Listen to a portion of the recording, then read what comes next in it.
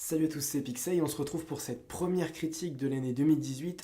Un retour perdant, vous l'aurez donc compris, il s'agit donc du film Le Grand Jeu réalisé par Aaron Sorkin dans lequel on retrouve Jessica Chastain et Idris Elba. Ouais, premier film qui vient exactement comme l'année, qui vient comme ça, voilà, sans qu'on y puisse grand chose. Le film est bien, mais sans être réussi, je trouve qu'il est pas toujours très honnête avec son spectateur, ni avec ses personnages, donc ouais, c'est plus mitigé que profondément négatif dans ce que j'en pense, mais c'est mitigé moins, quoi. C'est quand même pas foufou et je trouve qu'au final, c'est très neutre, c'est très stérile. Je ressors comme j'en suis rentré, quoi, totalement indifférent.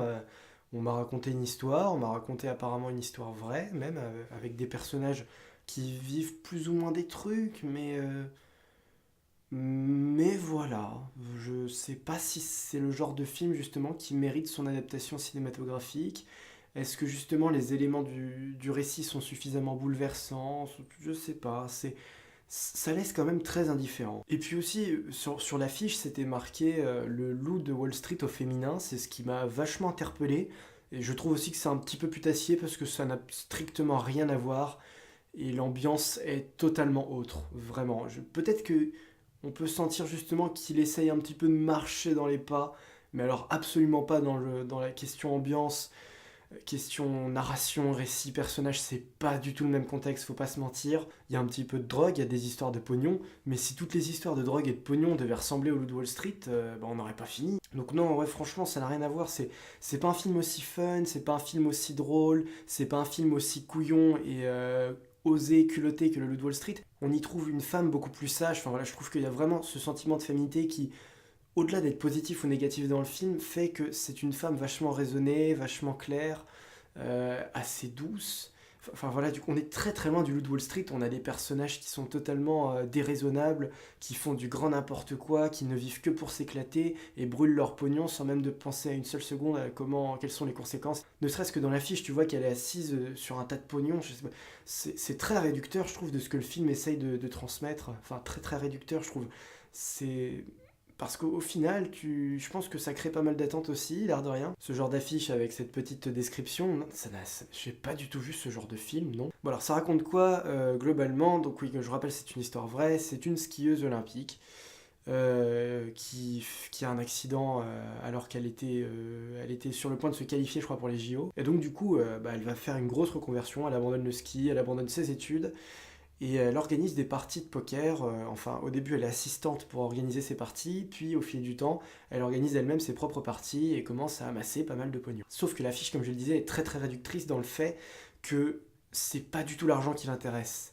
Alors on va pas se mentir, ça lui rapporte beaucoup, mais disons que elle a quand même ce sentiment de gérer un univers, d'avoir créé quelque chose, d'avoir mis en place, d'avoir appris, d'être plongé dans un univers. Enfin voilà, c'est ce qu'elle accomplit plutôt que l'argent qui accomplit le personnage en lui-même. Parce que voilà, comme je dis, il y a toute une histoire de reconversion où elle cherche sa place en début de film, elle pensait l'avoir trouvée. Elle cherche des gens avec qui elle peut discuter, elle se sent seule au début et on voit que justement ça lui permet aussi de s'ouvrir, de partager des choses, etc. Mais par rapport au Loup de Wall Street aussi, c'est pas un personnage qui s'autodétruit, pas du tout. Enfin voilà, ça n'a rien à voir. Je comprends pas trop le délire et c'est peut-être ça un peu qui me déçoit parce que je m'attendais à voir exactement le même genre de film étant donné qu'on me l'a vendu tel quel. Mais c'est beaucoup plus sérieux, beaucoup plus simple. Après, ce sont des ennuis extérieurs qui vont venir lui tomber dessus parce qu'elle a dû mettre en place du coup une organisation, elle est montée à un tel degré que forcément elle commence à se frotter à des gros joueurs de poker et à la mafia. Mais disons que jamais, il n'y a aucun moment dans le film où elle n'est pas réglo avec quelqu'un, il n'y a aucun moment où elle fait une vacherie, où elle profite de la situation, où elle profite des gens, pas du tout. Donc techniquement, c'est un film assez clean, quoi, qui te raconte la vie d'une personne qui a gagné beaucoup de thunes. Alors quand même, on arrive à un moment où elle part dans l'illégalité, mais même quand elle le fait, tu te dis, mais il y a quand même une bonne raison à cela, quoi. Elle le fait pas gratuitement ou par ambition, c'est juste que si à un moment elle prend pas un pourcentage sur ses parties, comme c'est dit dans le film, bah elle risque la banqueroute et voilà, il y a des gens qui commencent à se foutre de sa gueule, donc elle, il faut bien qu'elle ait une garantie, et pour ça, elle est obligée de tomber dans l'illégalité, mais c'est...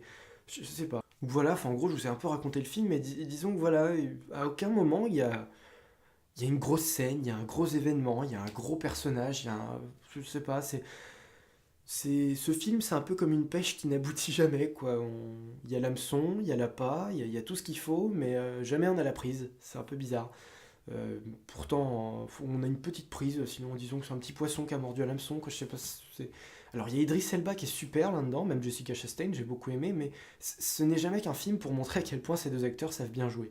Idris Elba joue un avocat, et il fait un taf remarquable, hein.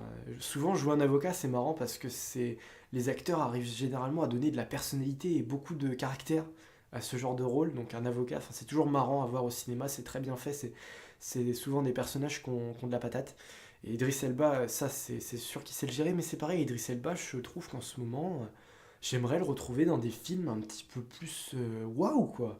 À quand le premier rôle super sérieux et oscarisé sur Idris Elba quoi? Il mérite de faire des grands films. Après, c'est tout simplement que le film n'a pas la hauteur de ses ambitions, peut-être, j'en sais rien, je comprends pas. En fait, j'essaie de chercher un petit peu ce qu'il essaye de transmettre. Enfin, je sais ce qu'il transmet, mais je sais pas s'il a réussi à le faire ou pas. Je sais pas. C'était assez sage. C'est plutôt gentillet, quoi.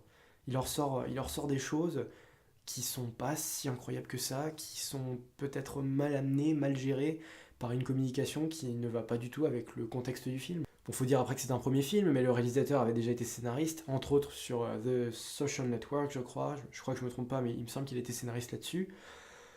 Donc voilà, c'est plutôt discret. C'est peut-être après que c'est une envie de vouloir justement adapter ce livre et la vie de cette personne.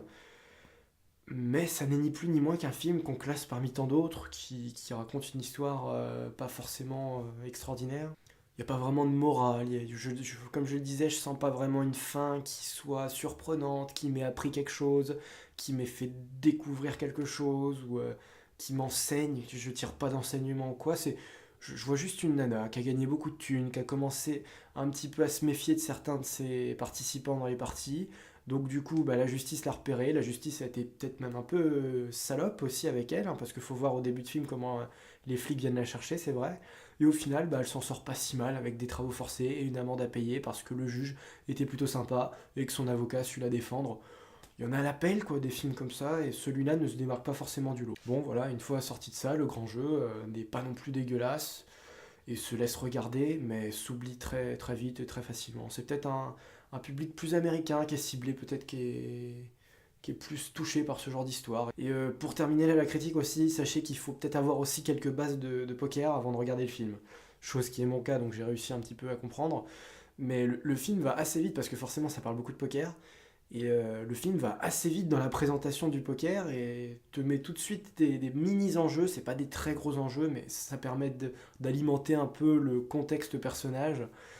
Donc ça te met des micro-intrigues de poker entre qui va réussir à berner l'autre, avec quelle main. Enfin voilà, il faut avoir quelques notions, quelques mots de vocabulaire du poker pour aussi comprendre un petit peu en quelque sorte quels sont les enjeux, qu'est-ce qui se passe, bien que le poker soit assez secondaire aussi dans le film, l'air de rien, hein. C'est le background, c'est le contexte du film, plus que l'enjeu, plus que l'histoire. Ici s'achève donc ce retour perdant pour le grand jeu. On se retrouve bientôt pour les attentes de 2018, comme je vous l'ai dit, les 6 premiers mois. Alors je suis un petit peu en retard, c'est pour ça qu'il faut que j'aille vite. Mais je vous fais ça rapidement, j'espère, avant début février quand même. Bien que début janvier, voilà, il n'y a pas tant de films que ça que j'attends. Je vais bientôt aller voir Downsizing avec Matt Damon, donc ça j'attends pas mal. Donc voilà, merci à vous d'avoir suivi cette première critique de 2018 et on se dit à la prochaine. Salut à tous!